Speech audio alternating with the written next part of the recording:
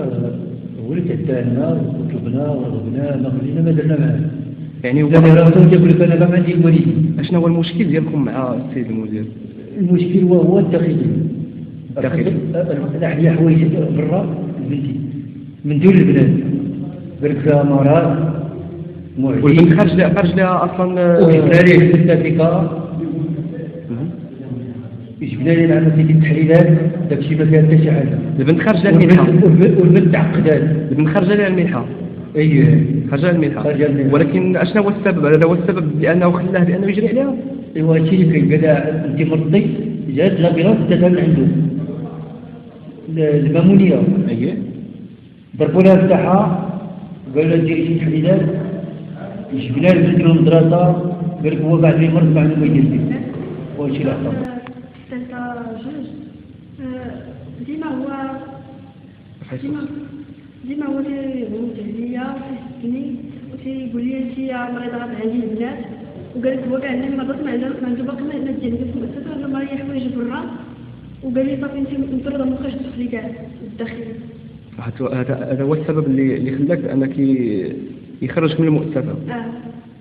باقي لحد الان كتزاوجي يعني كتلميذه في المؤسسه عنده؟ باقي في المؤسسه بالنسبه للداخليه ما منحه ما خدمتش انا اللي نقول نعرف ما عطنا معايا انا بالاخر يعني بحال ما عرفتش شنو دايره لي كاع بغيت نفهم. واش هي معاك بوحدك انت ولا مع جميع كاين مع حتى شي بنات كاين معاهم تيدير معاهم التصرفات الخايبه وتيبقى كيسب فيه هو في الغداء في العشاء في الفطور ما الى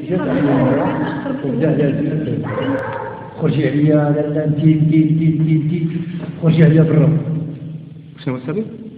السبب حيت جات الانتباه ديالنا بحال اليوم قال لا خرجي عليا وتيغوت على هديه قال لا كل نهار تسولي على بنات ديري وتفعلي وتركي والسبان الخايب اش بينا وبينو. حنا احترمناه وهو ما احترمناش كاع حسبنا زعما بحال حنا ما كاينين كاع وحنا راه حشمنا منه وصافي من الله تعالى. عيب الله لا عيب حرام عليك حرام. شنو هما الخطوات اللي درتو؟ نعم شنو هما الخطوات اللي درتو؟ مشيت للنيابه قالوا انتقلوا من كل مره واش يقولوا مره هكا 20 يوم ولا 30 يوم حنا تما نمشيو نجيو ما عطاونا حتى شي فائده. واش اللي عطاو؟ دابا المطالبه ديالكم باش تطالبوا؟ تنطلبوا البنت خصها ترجع للداخليه. انا ما عنديش الامكانيات باش كل نهار نعطيها 60 درهم منين جاتني وانا ما تصورت ريال كاع. كنا خدامين كنسبقنا ما خدمناش لها باقي صافي. السلام عليكم شراو عنا واش اللي عطاو؟ ديما هو طالع عليه. اييه وقت ما كطلع عليه البنت تبقى تغوت عليه البنات تغوت علينا كاملين. شي نهار غوت عليك؟ ما درتو ليه والو؟